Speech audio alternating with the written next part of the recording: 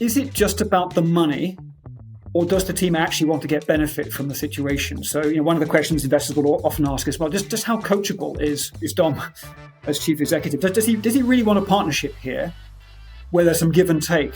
Or is it just, we want the money and just then get out of our way?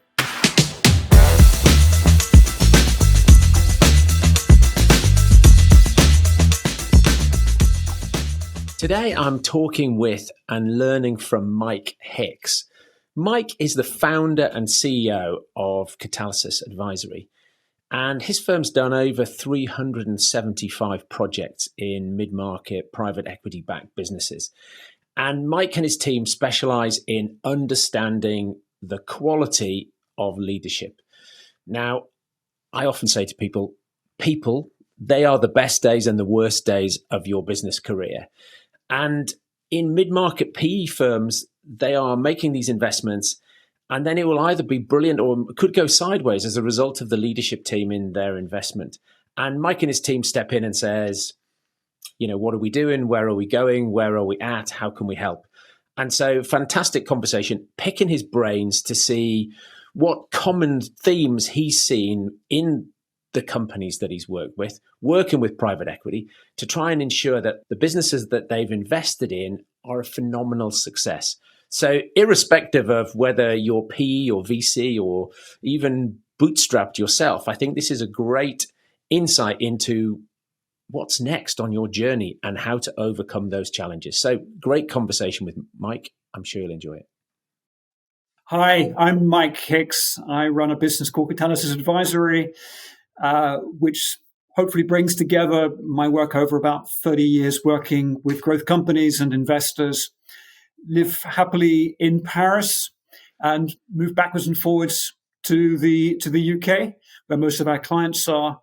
And although it's not very sunny out today, from a business perspective, it's always sunny on our side of the street because we're only really working with successful high growth businesses, wrestling with interesting issues, which keeps life interesting for us. And what took you to Paris? I mean, we're an international family. I spent 8 years out in Romania before coming back to the UK.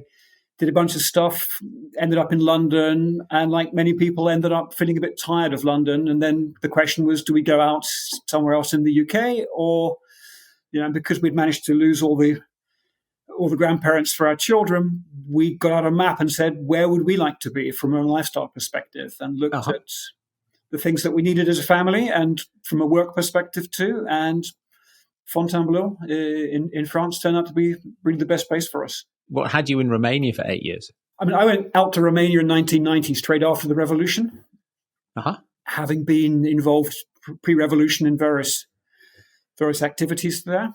Tried to set up various little businesses in 1990 and failed creatively at all of them, either because the Ukrainian mafia didn't like our business, or because we got ripped off trying to make hush puppy shoes, or because secondhand clothes turned out to be a less good market than we thought they would be. Exporting carpets turned out to require more hard currency than we could get access to. But it was a great learning experience. And then I ended up being asked to set up what is now Deloitte there, although I'm not an accountant. And then I set up something called EBRD, which is a banking operation, although I'm not a banker. And then I set up an investment fund, although I wasn't really an investor. So I think the phrase that gets used is that in the land of the blind, the man with one eye is king. And that was very much me. I didn't know very much, but I knew more than other people around me. And so that meant I could have a very exciting time learning things and breaking new ground. And set you up for the business you now run. Because it raised the question of, on the whole, we had a simple strategy with our investments, which was to copy whatever had worked in Poland 2 or 3 years before. So we did mobile phones and we did beer and we did snacks, but we were pretty bad at working out some of the people stuff. As investors, who would actually work out, who would be able to scale a business, right? And obviously this was an economy where nobody had a track record of having built companies because it was all been state owned. Yeah. And so calling back to my friends in the UK, I said, well, look, we're pretty rubbish at some of this stuff. You guys must be way ahead of us. And they said, we're talking about late 90s here. the answer came back, no, we're pretty bad at that as well, actually. And so that just intrigued me. But, we made very good money in Romania because we just had all the markets going in our direction. But I realized that this was something which really deserved a bit more attention. And so that became my project since about 1998, trying to work out how to, on the one hand, help investors understand the management part of growing companies. On the other hand, helping particularly first-time chief executives and the teams that they were running going into private equity to help them work out what they were going to need to grow their businesses. When, as you know, Dom, most chief executives in particular don't come from a people and organizational background. They come from a commercial or a financial or an operational background for the most part. And so a lot of this kind of things that you talk about and that we're interested in don't come naturally. They're kind of sidelines almost, but they turn out to be often the most important constraint on growth. Yes. And sometimes they are. I was talking to somebody last week who sort of said, they just got to the point where it became the whole job and they didn't like it anymore. So that was their time to exit. Yeah, and I think for some people there is a phase of a business that they really enjoy. The person who likes building technical solutions and then getting them out in the market may not enjoy that more managerial phase of it. So for some people, there's a kind of a length of road that they like, and then they go back to the start of that same length of road and do the same thing again. And that's a very legitimate way. For some people, I think, they might have two lengths of roads, to go through a couple of stages. I think the people who go from a complete startup to running a major business, I don't know, Bill Gates or someone, are relatively rare in terms of people who enjoy the whole of that, of that phase. I think they have a title that looks consistent, but I think the work that they do, Steve Jobs was the CEO of Apple, but I don't think he was doing a typical CEO job. I think he was chief design officer. And so quite often people get hung up on, I'm the CEO, so I should be doing this, this, this, and this. And I hate all of those things. So maybe I should replace myself with somebody else. But I think you then lose the founder's connection with the customer and the vision if you're not careful. So what did you find out? What do you now know? How should we dig into this? What are the insights that you now have over who's going to be good at this? In terms of good at this, in terms of who will succeed from a chief exec perspective? Yeah, or the whole team perspective. How do you now think about on behalf of either the CEO or the investors? Is this team any good? Yeah, and I think the starting point to answer that is, well, good for what? Because the situations can vary enormously. So the main framework that myself and my colleagues use starts with asking, what is the actual ask of the management team, right? Because there are three components of that which make sense to us. The first is just how complex is this business model? How many routes to market, how many sites, how many client types, how many offerings have we got? Just how complex is the machinery of the business that we're starting with, regardless of growth. And so some business models are relatively simple, some are much more complex. The second part is how challenging the market and competitive conditions. There's a business that we worked with last year. They were getting about 20 times more inquiries in than they could possibly handle. Well, that's one end of the market, right? The others, there are businesses where you're fighting for every penny and margins, are scarily thin. So that's another kind of component of the kind of management solution you might need. And the third then is, how stretchy is the plan? Are we trying to expand into the States, launch 3 new products, go into new client verticals? Just how high are you trying to jump with the business? Because the answer to those 3 questions will give you some important clues as to the kind of people who are going to succeed. So in my observation, if I just take chief executives for a moment, and I know you asked about the wider team, is, as you said, the title is a title, but below that, what does the person actually have to do varies enormously. And I don't think that there is a particular personality type or a particular easy success formula for chief executives. It really depends on what you're trying to do, and then the rest of the team. I think there are some some basic pieces. Again, just keeping on the chief executive for the moment, there are really, beyond the many things that chief executives can do. I think ultimately there are two jobs that are definitely the chief executives. The first is whether we call it strategy or the set of priorities which the business is pursuing.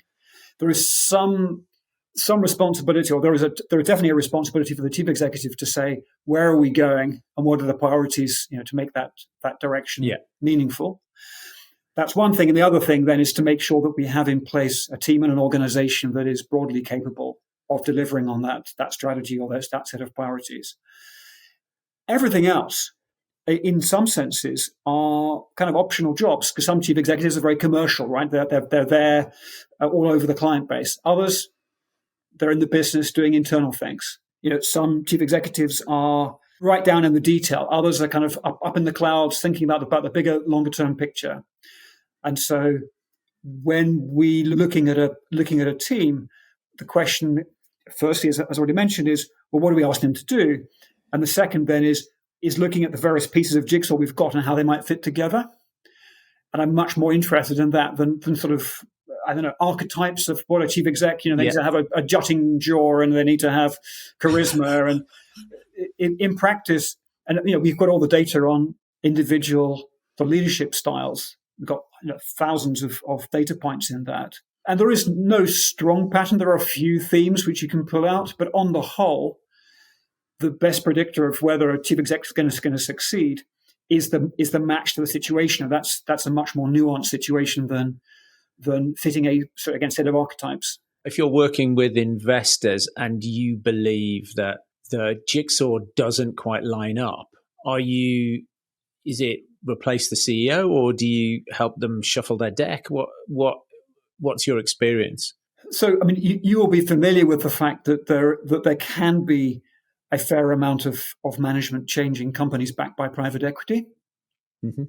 That wouldn't be the first place to start. I would say that changing the chief executive, certainly against their will, is pretty rare.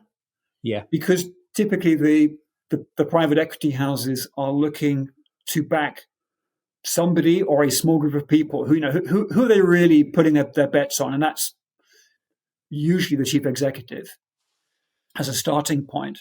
I think if the perception is, here is a business and we don't really reckon that we can work with this chief executive, I think they're going to walk away. They're not going to plot a coup, as it were, unless the chief executive is saying, look, I've reached the end of my capability, invest into the business, let's create a plan, and we're going to bring in a management buy-in person so that I can step to the side and become chief product officer or something of that sort. Yes. But there's more complexity. But if we're talking about a classic deal, then investors are hoping that they're going to feel a sense of confidence that the individual who is telling the story is also going to be able to execute it for a period of time. I think that will be reassuring to many people that, in your experience, private equity remove the CEO very infrequently. That's probably one of the worries that people have going in. But what are some of the other myths that you think, or misconceptions that founders hold in terms of working with private equity that you see time and time again? If I may just quickly go back to the previous point about removal of chief executives, and I think the work that I do is very much sort of small and mid-sized companies, maybe up to 300 or 400 people in the business. Yep. And so what I said is definitely true for that group of the kind of small cap, lower mid-market, mid-market type investors. You start getting above that. Firstly, those are more likely to be the investors taking control of a business.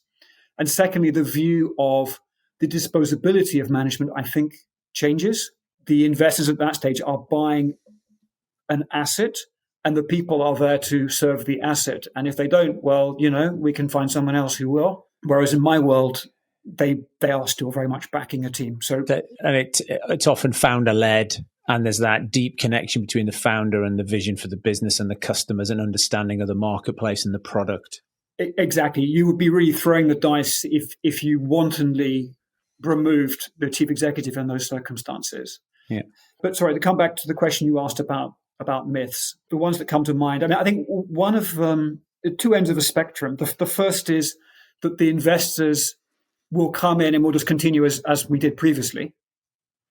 And the opposite, which we also hear quite a lot from some teams, is, oh, well, now the private equity are going to become our boss and tell us what to do. And in fact, investors, on the whole, tend to be keen on neither of those extremes.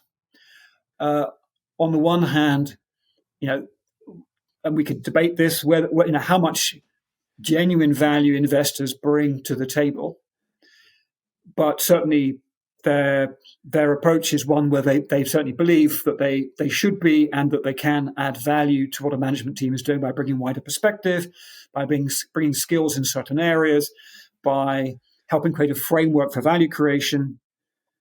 So they definitely want to put their fingerprints on the business, much more than perhaps 20, 30 years ago, when there was more a sense that investors were there to back a horse, and we entrust the money into the hands of the chief executive, and off she or he will go and hopefully make us a return. At the other end of the spectrum, investors, although they want to have their fingerprints on the business, they don't want to take responsibility for strategy. They're not particularly equipped to do that. They don't want to take responsibility for making things happen, because that's definitely not their skill. They don't have the bandwidth for it, nor typically the experience. Most investors tend to come from an accounting, corporate finance, maybe strat consulting background sometimes, but very few of them have come from an operating background. And so that they're neither willing nor able to take on the job of becoming the boss of the business and setting and telling the chief executive what they should be doing. It's the bit in the middle, which is where most of the, where things take place. And my perception compared to 20 years ago is that often when businesses are being brought to market, that the management teams, to me, feel like they're less prepared. They've been less advised on what to expect from the process, for good or for bad. And often during the conversations we're having with management during a diligence process, we're often doing little impromptu explanations as to how this is going to work in practice. And it's slightly worrying to me that then that the chief executive is saying, "Oh, really? Is that how it's going to be?" And they actually seem quite cheered up about it in some sense. And why? What's driving the process to get PE investment then? If they are unaware of the impact it's going to have on running their business, why are they going down this route in the first place? What tends to be the drivers that you see? I think partly, let's start with the purely financial. I think the UK has never been, like Germany, as much of have had as much of a bank funding culture, but nonetheless, the banking sector in the UK, I think I'm right in saying, has shrunk over time.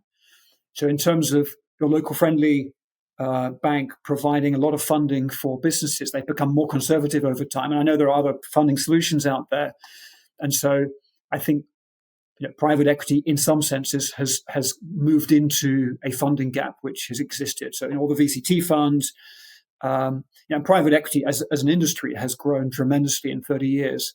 So I think a lot of that is about providing equity for businesses, particularly like take a tech businesses, which I know is particularly your domain. A lot of those don't have any assets you could lend against. If you go back to old-fashioned banking, you're funding against cash flow or against forecasts. So that's definitely more equity territory than it is banks these days. So that's one reason that perhaps people are going down the private equity route. The second is, if a management team are thinking about how can they become more personally wealthy over time, private equity offers a relatively proximate route for doing that. If over the next 5 years you are able to do a bunch of stuff, there will be an event at which point you probably get some cash out from that. So I think in that sense, what other routes are there? Well, you sell out to a corporate. That's a lot less certain of a route. Private equity, because there's so much money now, can take people up a ladder of equity events. Uh-huh.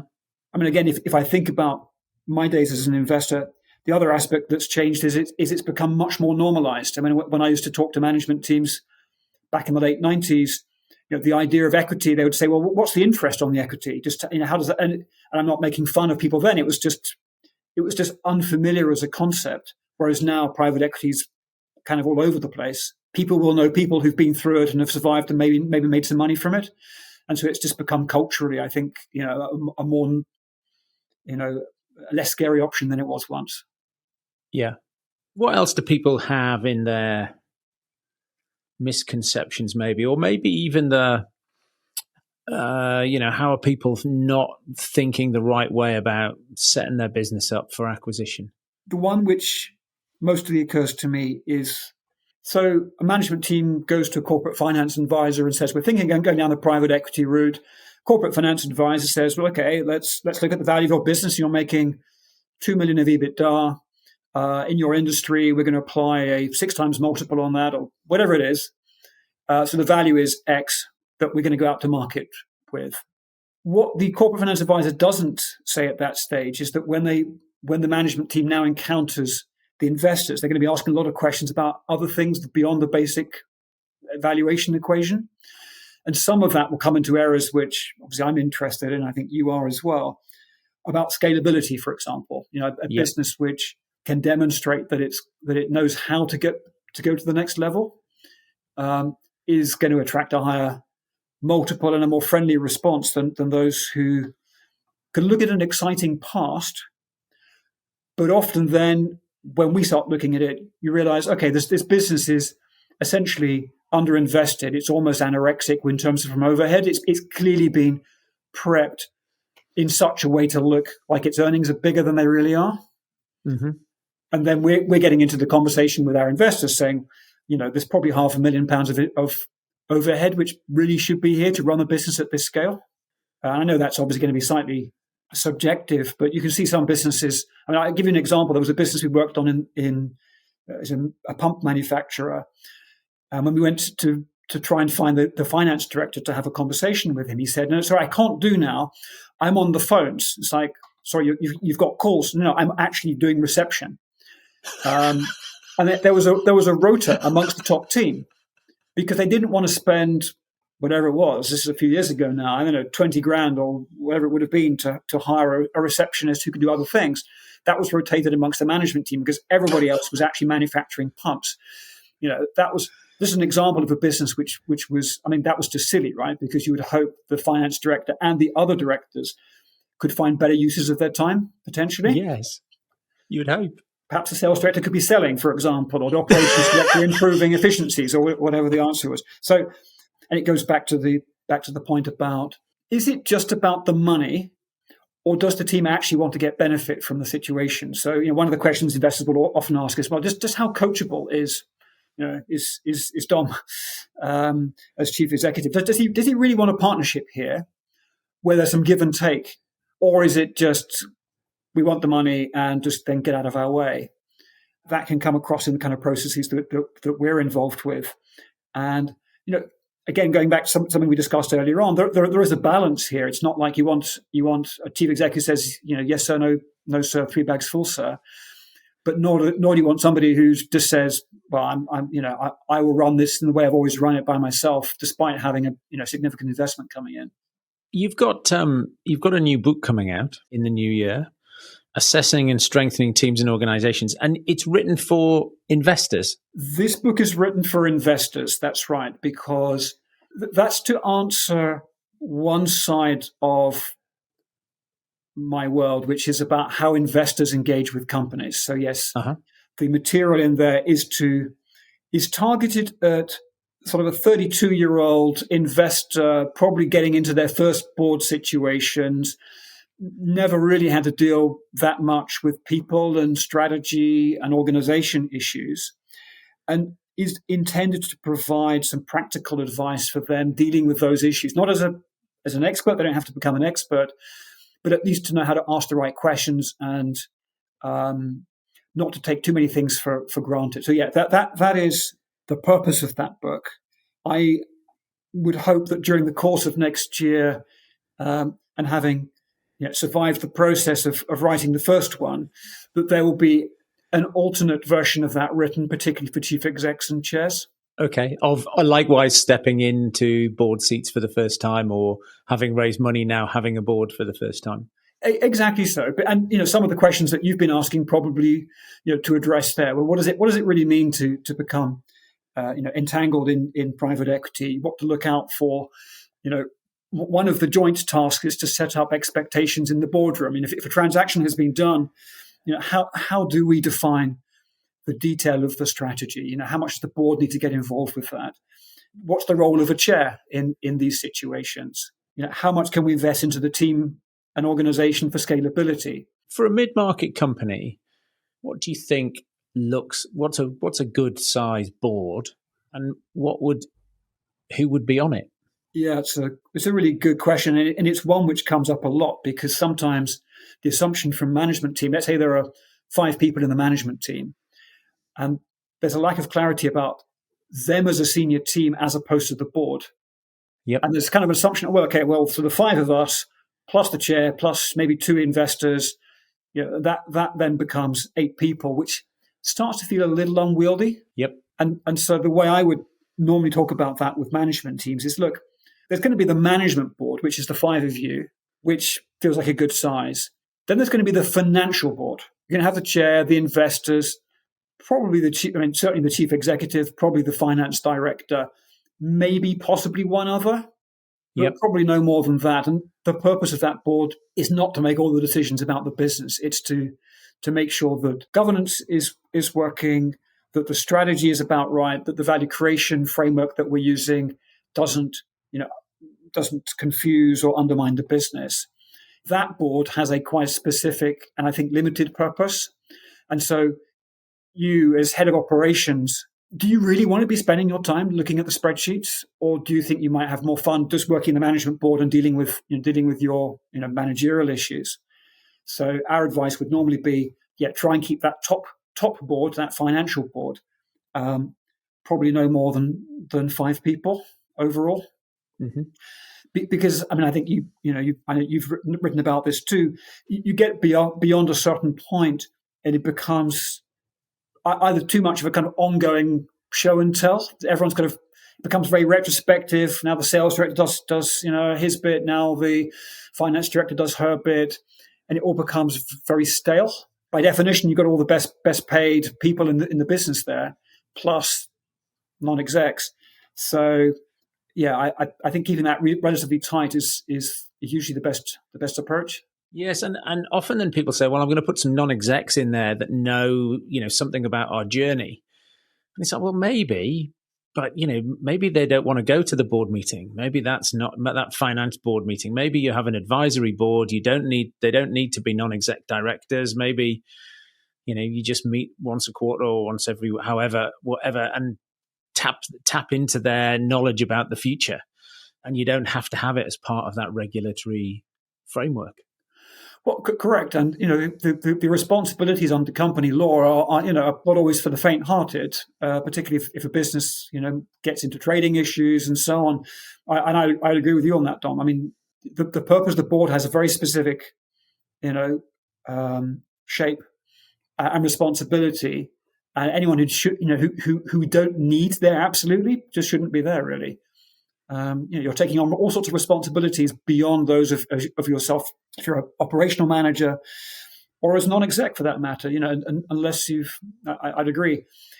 That kind of advisory board, we want to understand how we go into the States, or, we're thinking of adding new products in a certain vertical.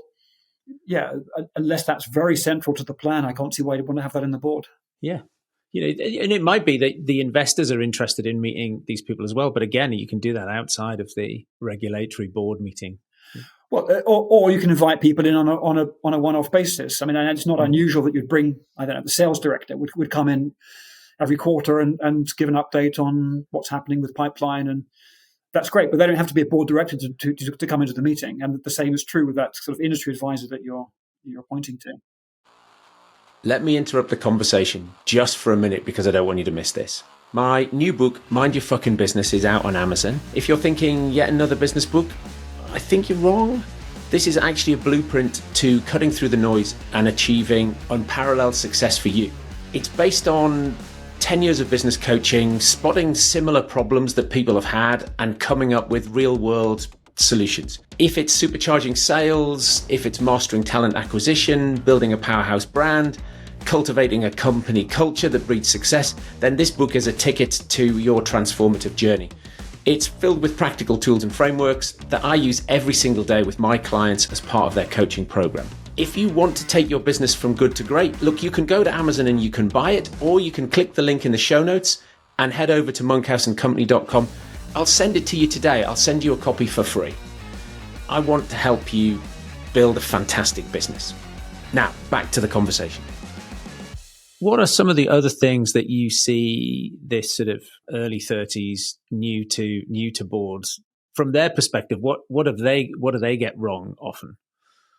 Maybe we're diving into some of the content that's in the book. Yeah. So, I'm going to refer here to a piece I wrote a few years ago called "The 7 Sins of Post-Deal Strategy," and I mentioned that because there have been a series of pieces of work which we've been asked to do where good investors with good management teams, with good basic business models, had managed to trip over their shoelaces pretty badly within 6 months of a deal happening. Okay. And that just intrigued me because there was no obvious sort of idiot there. All the intentions were good. And somehow all these clever people had managed to make a mess. And if I just run through those, because I think that's... Sure. I'm not putting that all necessarily onto the investor director, but it's often blind spots for those people which can allow that to take place. So one is, in a transaction, there's a lot of due diligence done. And some of the, many of the transactions we're working on, hundreds of thousands or millions of pounds of money being spent on accountants and lawyers and consultants of various flavors. And then, curiously, a lot of that just gets parked. The deal gets done, and we kind of just shelve it, and not very much is extracted from it for the benefit of management teams.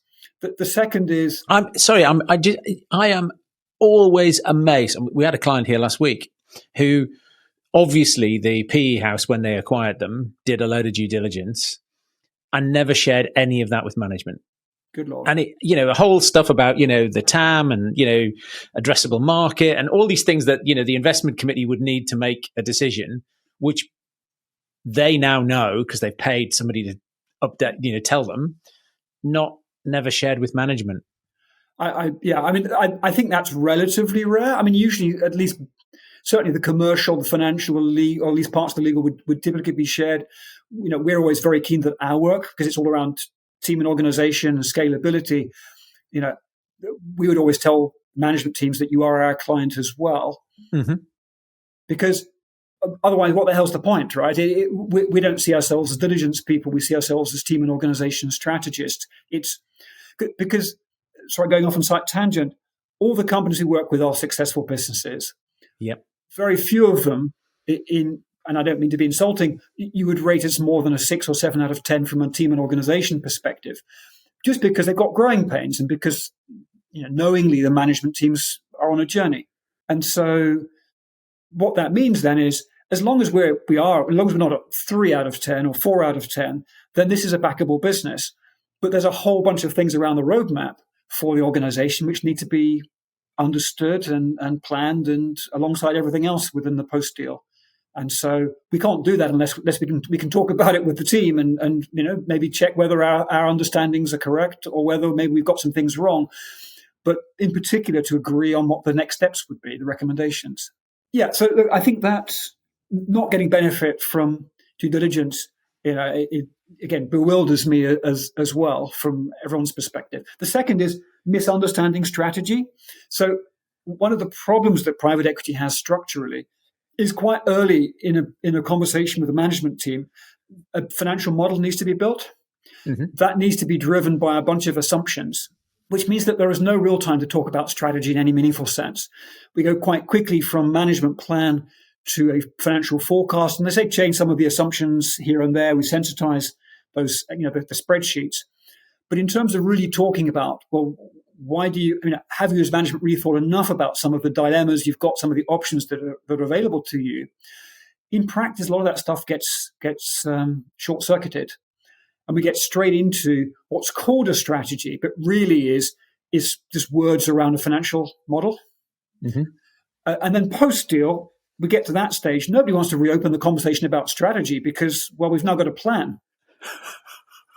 The Excel spreadsheet becomes the strategy.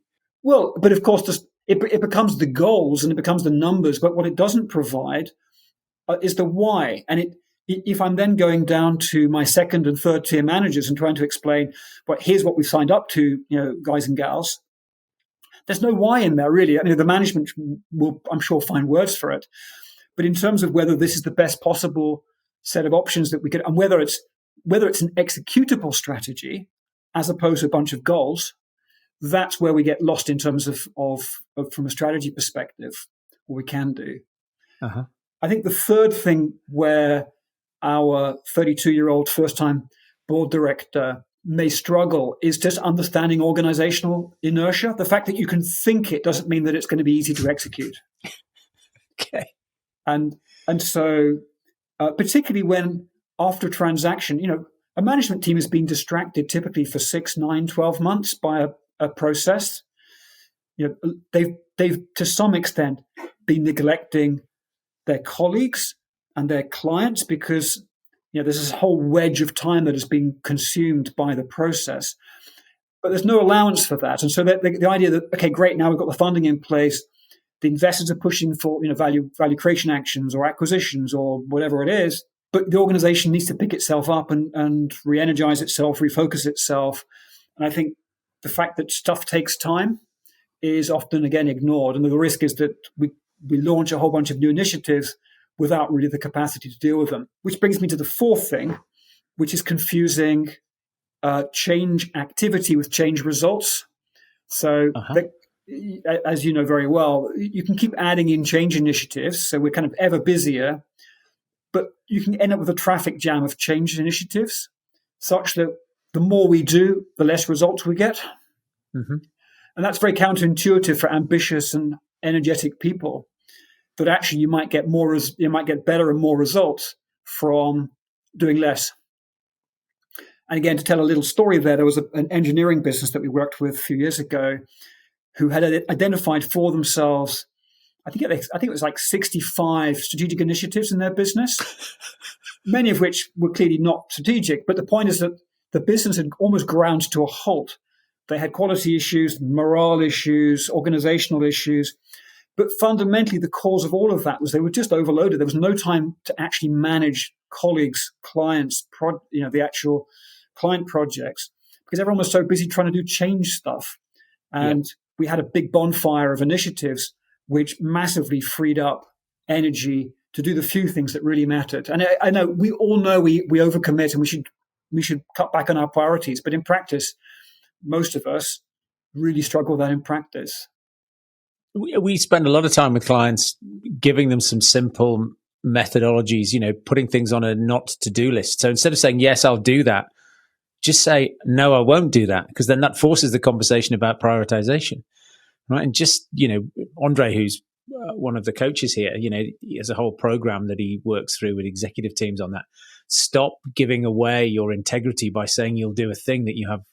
Well, you obviously have an intention of doing it, but frankly, you have no capacity to do. Stop.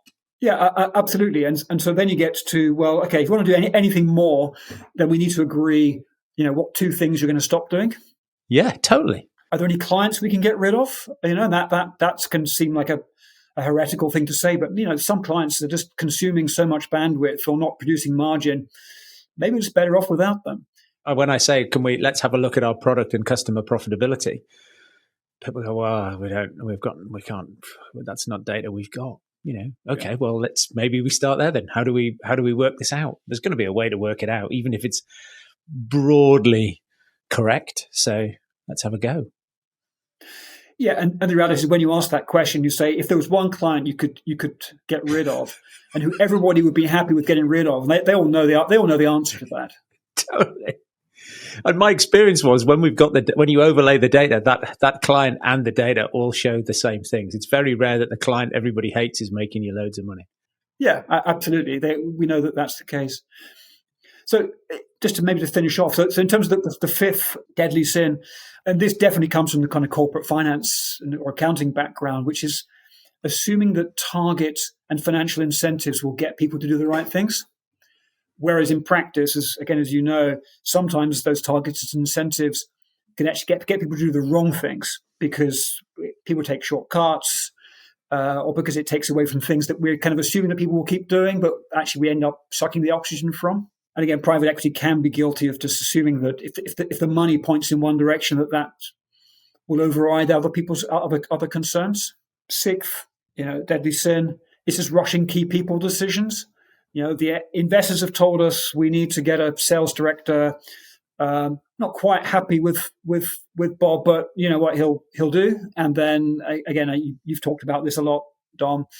You hire in haste and regret at your own leisure, and that particularly for senior roles can delay us by many months. By the time you've worked out that they're not good, and the opportunity cost of that can be huge.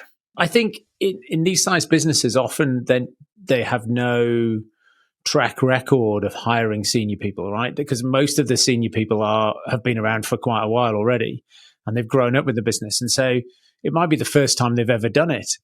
And there's a scorecard doesn't exist, and there's no real clarity about what a great candidate is. And then they start a recruitment process, and they're talking to candidates, but not everybody's on the same page about what great looks like, what their background is. So often they're hiring somebody from a big company who's never built a process, and they're a scale up where they need somebody who's a bit more of a street fighter, could create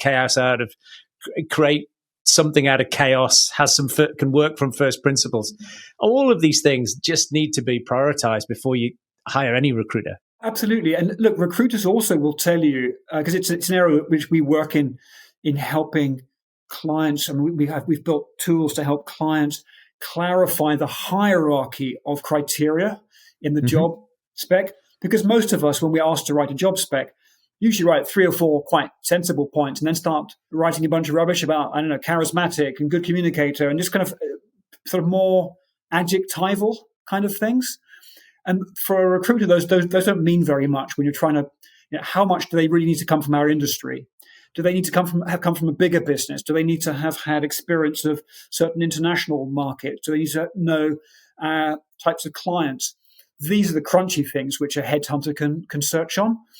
But when you write a 3-page job spec and it says basically just you describe a superwoman or superman, you've got a problem because the headhunter can't search on that, and nor can we really select against it. So we end up with a big squidgy mess of views. And then the headhunter comes back and we say, sorry, didn't quite mean that. They need to be left-handed and have red hair, which just wastes time and annoys the headhunter. So, look, my lovely example of this, there was an IT consulting business, a great business up in Scotland that we worked with some years ago. And they had some issues with the way their operations were working, and found an amazing woman who'd worked most of her career in, I think it was BP or Shell, one of those, was a superstar within the Shell context. And this business had 150 people that I was dealing with. And I said to the chief executive, she's amazing, don't hire her, which I think confused him initially. I said, look, she is great, but she's just not great for your business. But he had always kind of, professionally speaking, had fallen in love with her because she was just so impressive. She was intelligent. She was charismatic. She could think strategically. What she couldn't do, as it turned out, because he went and hired her, was he couldn't sort out 150-person organizations' operational issues. And he did, to his credit, he did call me and say, now I understand what you meant. But it's to your point, Dom, which is it's about horses for courses. Is that there is, don't just go and buy the best thoroughbred flat racing horse when what you need is something for going across fences. Yeah. The last and final 7 of the 7 sins is about unbalanced governance, which is the risk that we've now created a financial board with a chair and an investor or two, And they forget that the main purpose of the board and of strategy is to help our people and our clients to understand what we're trying to do, what the focus is, as opposed to feeding upwards to give investors or anybody else stuff at the top. Again, I'll give you a little example of this. There was a business we worked with in the engineering repair arena where investors arrived. And this is a business where most of the work got done in the summer. And this deal got done in, I think, May. They got on a big new contract. And the chair appointed by the investors wanted to show his stuff to the investors, show that he was adding value to the situation, and asked, or basically forced, the chief executive to spend most of his summer writing a 15,000 word document, on the future strategy of the business. Meanwhile, the business was spiraling into chaos because it turned out the chief exec really was the head of operations of the business. That was his main contributor. And they'd increased activity by about 50% during the summer. Basically, the thing fell to pieces, and we were brought in at a stage when things were really quite messy. The chair didn't survive very long. They hadn't spent the time to understand, again, the due diligence piece. They hadn't taken the time to understand the way the team worked, but thought it would be a good idea to get the chief executive to become a strategy document writer, which was the last thing that he wanted to do or could do, frankly. Mm-hmm. But that's an example of unbalanced governance because he didn't realize that he could say no and say, maybe we do this in the autumn or something. Yeah. He said, well, these guys have bought the business. I should just do what I'm told, right? Even to the point of really damaging the business and everyone's interests. Yes. And it took 2 years to get things back on track. We'll share some links in the show notes so people can pick up a copy of your book in the new year. I was going to ask you some quick fire questions if I can.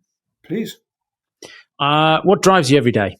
What I get a really big kick from is finding low-hanging fruit in organizations and helping make a few people's lives better. And what I mean by that is, again, example, a CTO who really shouldn't be a CTO and would be much happier being chief software architect, and making that happen and getting people into the right boxes where they are both happier and more productive. It's a little win-win. Yes, those people who have been over-promoted and don't know how to get unpromoted again. Yes, excellent. Lovely. So it's just solving those little problems that just, I think of that as corporate physiotherapy. It's not surgery. It's not just an aspirin, but it's some chronic pain without which the business can't move forward. And I'm doing that little, bit of chiropractic crack into the back. And that's what I get a kick from is finding those moments. Brilliant. And so what's your genius? My genius is thinking slower than my clients. They're all in a terrible rush to make things happen. I think my genius is being curious, sitting back and trying to work out what it might be that they're missing. And it's usually nothing particularly clever. It's doing a lot of the basic things right. And again, I know that's a big theme of your work as well, is often the opportunities for significant improvements come from simple things rather than clever things. Okay. What unpopular opinion do you hold? The opinion that, and I suppose this question is unpopular with whom? With some of our investor clients, probably the opinion that they are adding less value than they hope and say that they're adding. We collect data from management teams, and their views of governance are not always particularly flattering about what they're getting from private equity houses. Again, I don't think that's because private equity houses are unable to add value, but often they're not thinking enough about the 7 sins that I mentioned. And so maybe that's uncomfortable rather than unpopular. That's where it's important for people like us to be able to give clients what they need, not just what they want. And sometimes that's saying maybe it's not working as well as you hope. What's the biggest risk you've taken? Probably was when I left university. I had various quite exciting job offers to do sensible things in the UK, and going off to try and create my own little businesses in the chaos of 1990 Romania probably was a bit of jumping off the cliff. Yeah. But I mean, there are various moments in my career where I've jumped off cliffs. When I was invited to come back from Romania to get to do proper banking back in London. Again, I went independent again. I've created my own business, a couple of times, which makes the brain go a bit quicker, makes things feel a bit realer. What's the most recent thing you've learned or skill you've acquired? 2 skills at low levels that I've acquired, both of which I'm quite proud of. The first was my children teaching me to ski. I'd never skied until about 4 or 5 years ago. And so now I'm the kind of king of the green slopes. And that, for me, was very character building to not mind looking like an idiot. And actually, I've come to quite enjoy that. More recently, the equivalent for that is starting to use AI for certain internal processes. Mm-hmm. Again, doesn't come naturally to me, but it's been really interesting to play with ChatGPT and most recently with Claude, and just to realize that there are certain things it can do better than I can. And so that's still at an early stage, but I've been, it's like learning a new language. And I feel like I can at least order a cup of coffee in AI now. And say thank you and can I have the bill? Yes. What's the biggest myth in business for you? This goes back to my doctoral work looking at the history of management, recruitment and selection. The biggest myth is that with all our modern clothes and processes, that we've actually got better at some of the basics. So I can tell you from experience of looking what companies were doing 100 years ago in recruiting talent, that we haven't got a whole lot better. And that's quite a surprising conclusion, but we could have a good argument about it. Despite all sorts of different tools and processes and apps and whatever, the practice of what people do still is relatively random. It's that everything improves in the world, and the reality is a lot of the stuff that I'm interested in, I think that you're interested in, whether it's strategy or people stuff, we're still, as a business community, relatively primitive at. Yeah. Okay. Very good. What books have you been reading, or what books have you read along the way on your journey that you found meaningful, inspirational, or that you think people should pick up and read as well? I mean, I'll give my most recent book that I absolutely devoured, which I hadn't, it's a few years old. It's a business called Alchemy by Rory Sutherland. Okay. Yeah.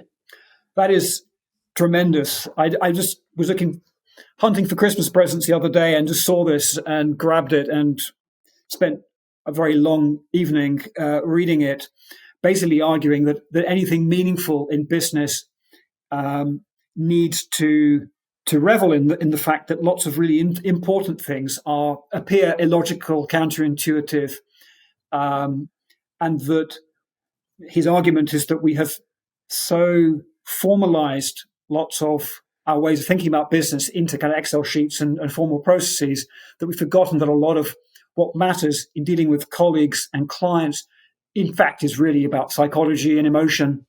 I work in an industry that is supposedly super rational, very numbers oriented, but in practice, lots of decisions that get made are relatively emotional, but they don't realize that it is. All decisions are emotional. Yeah, absolutely. But after that, we then rationalize them with numbers, and that's the question: is how much are we conscious of that process? There've been a lot of books that have been quite influential on me. So I'm just looking at my bookshelves next to me. There's a book I think you'll know, the Hard Thing About Hard Things. You familiar with? Yeah. It's one that I quite enjoy, and it's one that I recommend quite a lot because it's kind of bite-sized knowledge. Yep. And a lot of our clients, whether they're chief execs or chairs or investors, don't feel like they have the time to read full books. And I think between excellent podcasts like this, blogs, that's another thing which can be absorbed in small enough slices that it might actually be acted upon. Yep. Very good. Mike, thank you very much indeed for coming on the show today. It's been a pleasure chatting with you. Thank you so much for inviting me. It's been a pleasure.